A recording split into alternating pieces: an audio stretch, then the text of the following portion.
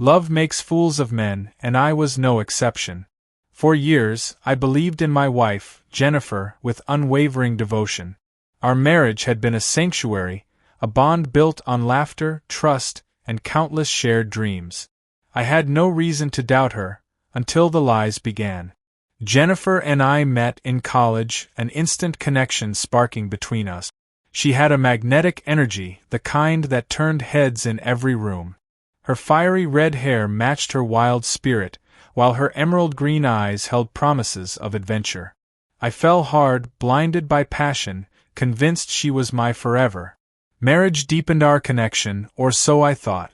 We bought a beautiful home, planned for a future filled with dreams, and built a life that, to outsiders, appeared perfect. But perfection is often a well-crafted illusion. Signs of deception surfaced subtly. Jennifer, once affectionate and present, grew distant.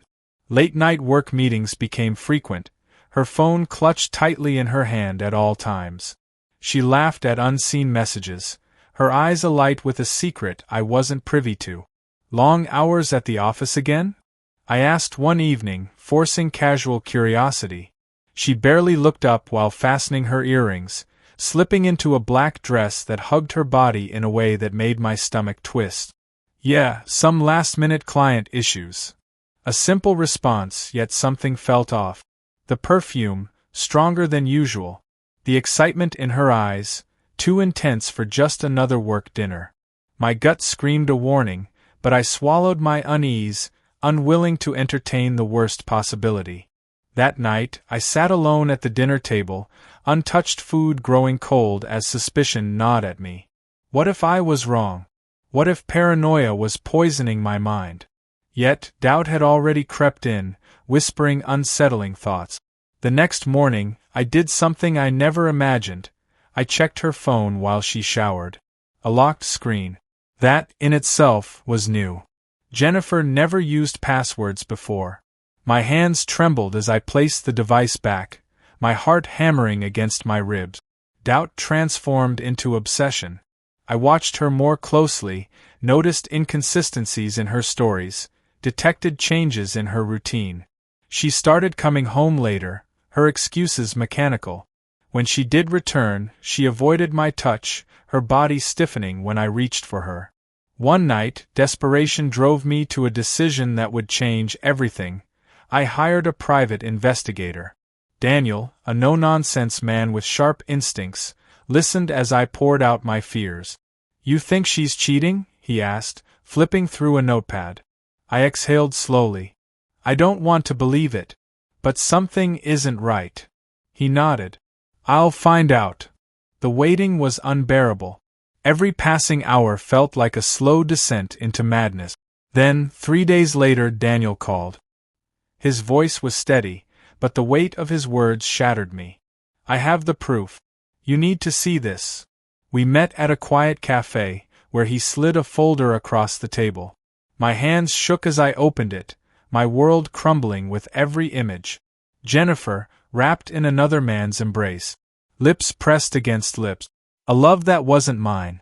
Rage boiled within me, but the real devastation came when I saw the man's face. Richard. My childhood friend. My brother in all but blood. The betrayal cut deeper than any wound. Memories of our friendship flooded my mind, sleepovers, late-night talks, the unwavering loyalty we once shared. And now, he had stolen the woman I cherished. I clenched my fists, fighting the urge to storm home and confront them. But no, this couldn't be impulsive. Revenge required patience, precision, and complete devastation. They had built their betrayal brick by brick. Now, I would make sure it all collapsed around them. And when it did, they would never see it coming. Betrayal deserved retribution. Confronting Jennifer and Richard immediately would have been satisfying, but momentary rage wasn't enough. I wanted something deeper, something lasting. They had stolen my trust, shattered my reality. I would return the favor, piece by piece. I played the role of the oblivious husband flawlessly. Jennifer continued her deception, sneaking off to her so-called late-night meetings, unaware that I knew everything. I smiled when she walked through the door, pretended to believe her lies, and even kissed her goodnight with the same lips she had tainted. But behind my calm exterior, I was already setting my plan into motion. The first step, making her feel replaceable. Jennifer thrived on attention. She had always loved being the center of my world, the only woman who could command my desire. I intended to strip that illusion away. Enter Victoria. Victoria and I had history.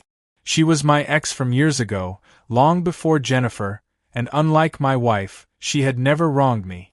Our breakup had been mutual. She moved across the country for work, and I had met Jennifer soon after. However, Victoria and I remained on friendly terms, and if there was one thing she loved, it was chaos. When I explained my plan, she leaned back in her chair, a wicked smile playing on her lip. "So, you want to make your cheating wife jealous?" "More than jealous," I said. "I want her to feel like she's the one losing everything." Victoria tapped a manicured finger against her glass of wine, considering. "I do love a good performance. What's in it for me?" "You get to play the irresistible ex who never quite let go," I said, smirking. "And I'll owe you a favor." She raised an eyebrow. "Interesting. Deal." That weekend, Victoria and I started making appearances together. Dinners at upscale restaurants, art galleries, charity events. We weren't outright scandalous, but the intimacy between us was unmistakable. A hand on my arm, a shared laugh, a lingering touch. Enough to make Jennifer notice. And notice she did. The second step, breaking Richard. While Jennifer stewed in silent jealousy, I turned my attention to Richard. Unlike my wife, he wasn't just guilty of betrayal. He was also a businessman with skeletons in his closet. Years ago, Richard had confided in me about certain creative accounting decisions in his company. Nothing blatant enough to catch the authorities' eye, but enough to be used against him if someone knew where to look. I hired a forensic accountant, an old contact from college. Within days, she uncovered irregularities in Richard's financial record. He had been siphoning company funds into a private account, likely to fund his lavish dates with Jennifer. With this information, I did exactly what he feared most. I exposed him. A well-timed anonymous tip sent to his company's board of directors set off an internal investigation. Within a week, Richard was drowning in stress, trying to cover his tracks. Jennifer, of course, had no idea I was behind it. She spent her time comforting him, oblivious to the fact that her lover's life was unraveling because of me. The third step, planting doubt in Jennifer's mind. Jennifer's growing insecurity became evident. One evening, she confronted me, hesitant, unsure. "You've been spending a lot of time with Victoria," she said, trying to sound casual. I smiled, feigning innocence. "Just catching up. Reconnecting with old friends." Her expression faltered. "You never mentioned wanting to reconnect with her before." I shrugged. "Things change." I watched as doubt clouded her gaze. She wanted to accuse me, to demand an explanation, but how could she, when she had been doing far worse behind my back? The irony was delicious. Jennifer grew restless, her attempts to engage me becoming more desperate. She lingered by my side more, tried to initiate intimacy, but I remained distant, detached. She was losing control, and she knew it. And that was exactly what I wanted. The final step, the grand unraveling approaches. With both Jennifer and Richard teetering on the edge, all that remained was the final blow. I planned an anniversary party, inviting our closest friends and family. It would be the perfect setting, the moment where everything unraveled in front of an audience that mattered. Jennifer and Richard had torn apart my world behind closed doors. Now I would tear theirs apart in the most public way possible. And when it was over, there would be no coming back from it. The night of the anniversary party arrived, shimmering with the illusion of celebration. Our home gleamed under the glow of soft candlelight, tables adorned with roses and champagne flutes. Guests arrived in waves, laughter and conversation filling the air. Jennifer played her role flawlessly, smiling, greeting friends, looping her arm through mine as if we were the perfect couple. She had no idea that by the end of the night, her world would be in ruins. The stage is set. Victoria arrived fashionably late, wearing a dress that could stop time. She floated through the room like a goddess, capturing attention effortlessly. When she reached me, she leaned in, her lips brushing my cheek in a way that sent a clear message. Jennifer stiffened beside me, her nails digging into my wrist. "Happy anniversary," Victoria purred, eyes dancing with mischief. "Thank you," I said, voice smooth. "Glad you could make it." Jennifer forced a smile, but I saw the tension in her jaw.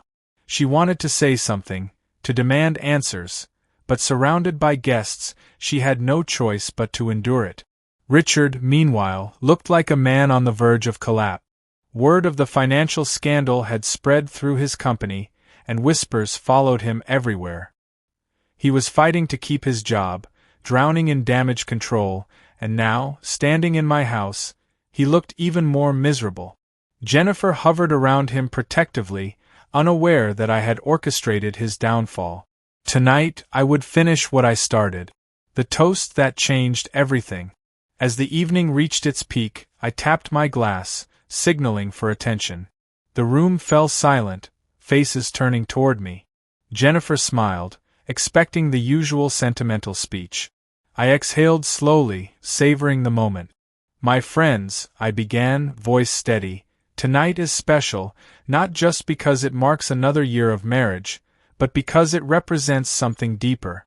Trust, love, devotion." I turned to Jennifer, who beamed at me, unaware of the dagger about to pierce her heart. "But trust, my friends," I continued, "is fragile. And when it's broken, it can never be the same." A murmur rippled through the room. Jennifer's smile faltered. "I once believed my wife was faithful," I said, letting the words hang in the air. "That she was loyal. That she cherished what we built. But I was wrong." Gasp. Stolen glances. Jennifer's face drained of color. I wanted to believe the late nights, the excuses, the secret messages were nothing. But proof, well, proof never lies. I reached into my pocket, pulling out a sleek remote. A projector flickered to life on the wall behind me. And then the images appeared. Jennifer, Richard. Their stolen moments, frozen in time. Kisses, intimate whispers, bodies intertwined in hotel rooms. Every single betrayal displayed for all to see. The silence was deafening. Then, chaos erupted. Jennifer let out a strangled gasp, her hand flying to her mouth. Richard staggered backward, pale and shaking. Guests whispered furiously, some outright gaping at the images. "Liam, please!" Jennifer's voice cracked, eyes brimming with panic. I held up a hand. "Don't. Just don't." Her breath hitched, her perfect world crumbling around her. Richard's downfall. Before Richard could escape, I stepped toward him, voice calm, almost amused. "Tell me, how does it feel?" I asked. "To know that your little secret is no longer a secret?" He swallowed hard, looking anywhere but at me. "See, I didn't just expose your affair," I said, lowering my voice. "I exposed you entirely. Your company knows about the money you siphoned. The board is already deciding whether to press charges." Richard's breath hitched. He looked around as if searching for an escape. But there was none. "Your career is over," I whispered, relishing his torment. "Your reputation? Ruined." Sweat beaded on his forehead. The great Richard, the man who thought he could have it all, now reduced to nothing. Jennifer's desperation. Jennifer grabbed my arm, tears streaming down her face. "Liam, please, I can explain." I pulled away, my voice ice cold. "There's nothing left to explain." Her hands trembled. "I never meant to hurt you." I laughed bitterly. "You never meant to get caught." She sobbed, mascara running down her cheeks, looking nothing like the confident woman who once walked all over me. "Do you know the best part?" I said, tilting my head. "While you were sneaking around with Richard, I was making sure you'd lose everything." Jennifer's brow furrowed. "What are you talking about?" I leaned in close, voice a whisper against her ear. The house? It's mine. The accounts? Frozen. The car? Repossessed by morning. You have nothing left, Jennifer. Nothing. Her breath hitched in sheer horror. I stepped back, straightening my suit. Now, get out of my house. She hesitated, looking at me as if hoping I'd take it all back. I didn't. Richard stormed out first, his life in ruins.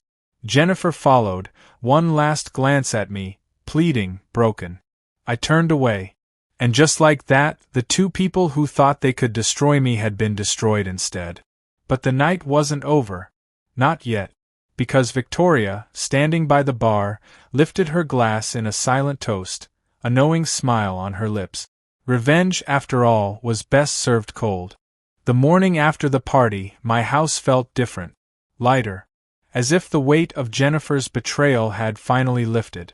The air smelled of fresh coffee, the silence no longer suffocating but peaceful. Jennifer and Richard were gone. Vanished. Their disgrace now the talk of the town.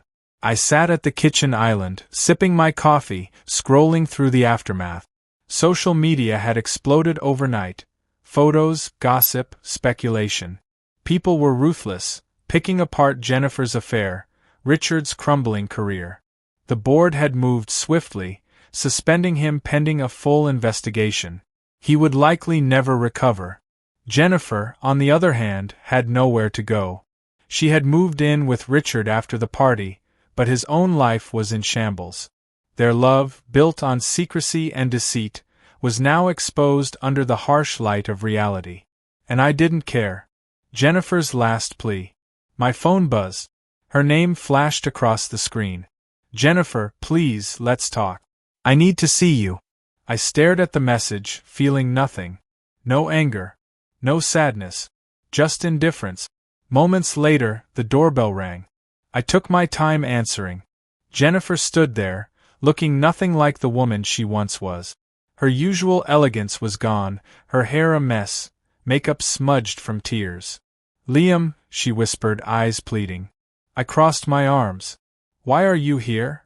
I have nowhere else to go, she admitted, voice trembling. I let out a cold chuckle. And that's my problem? Her lips quivered. I made a mistake. I was stupid. I love you, Liam. Please, can we fix this? I shook my head. Love? You threw that away the second you crawled into bed with him. Tears streamed down her face. I wasn't thinking.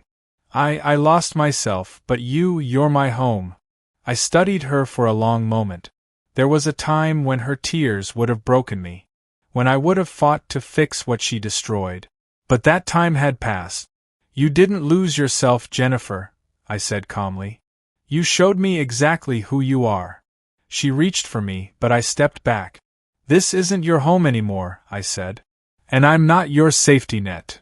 Desperation filled her eyes. But I have nothing, Liam. Not my problem, I said simply, then shut the door in her face. I stood there for a moment, listening to the sound of her soft sobs on the other side. Then I walked away. A new future. That night, I met Victoria at an upscale rooftop bar, the city lights twinkling below us. She swirled her wine glass, watching me with amusement. You really shut the door on her? She asked, smirking. I nodded. I don't owe her anything. Victoria lifted her glass. Good. She deserved worse. I chuckled. You really love chaos, don't you? She grinned. Of course. But I also love seeing you like this. I raised an eyebrow. Like what? Free, she said simply.